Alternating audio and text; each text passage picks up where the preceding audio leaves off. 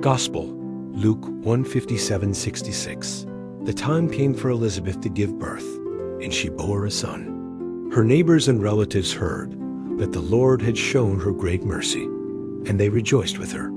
On the 8th day, they came to circumcise the child, and they were going to call him Zechariah after his father. But his mother said, "No, he shall be called John." They said to her, "There is no one among your relatives who is called by this name." So they made signs to his father, asking what he wanted him to be called. He asked for a writing tablet and wrote, "His name is John," and all were amazed. Immediately his mouth was opened, and his tongue freed, and he began to speak, praising God. Fear came on all their neighbors. All these events were discussed throughout the hill country of Judea, and all who heard them laid them up in their hearts, saying, "What then will this child be? For surely the hand of the Lord was with him." I want you to picture Elizabeth and Zechariah welcoming their son into the world.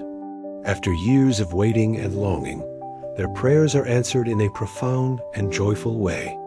I think about how many times in our own lives we wait for answers, for breakthroughs, or for something that seems almost impossible. Waiting can be frustrating, and sometimes we wonder if God is really listening. But this gospel reminds us that God's timing is perfect, and his promises always come true. The neighbors rejoice with Elizabeth, and I find that so beautiful.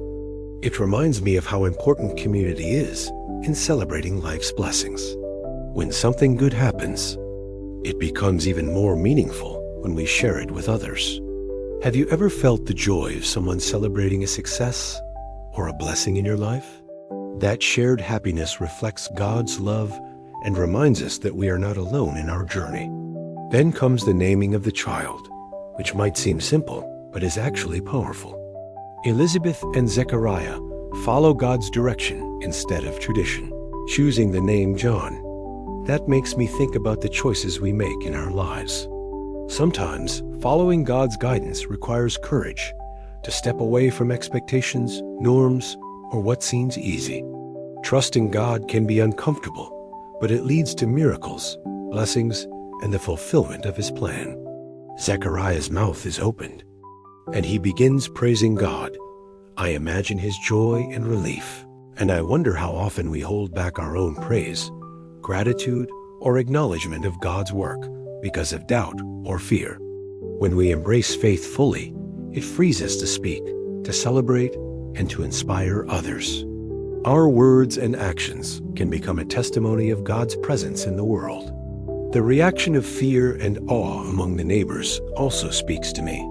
Sometimes, God works in ways that surprise, challenge, or even overwhelm us.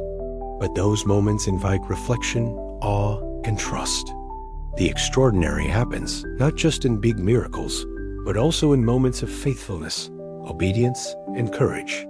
God's hand is always present, even when we do not immediately see it. I want to speak directly to you. Maybe you are waiting for a breakthrough or a blessing today. Don't lose hope. God sees your patience, your faithfulness, and your prayers. He is working behind the scenes, orchestrating circumstances, and preparing blessings in his perfect time. Your moment of joy and fulfillment may come in ways beyond what you can imagine. So today, take heart. Trust God's timing, celebrate the small blessings around you, and be open to his guidance. Allow your life to reflect his mercy and love. Like Elizabeth, Zechariah, and their neighbors, let your heart be filled with praise when God acts, and let your life testify to his faithfulness. Prepare yourself and those around you to recognize God's hand in every part of life. Amen.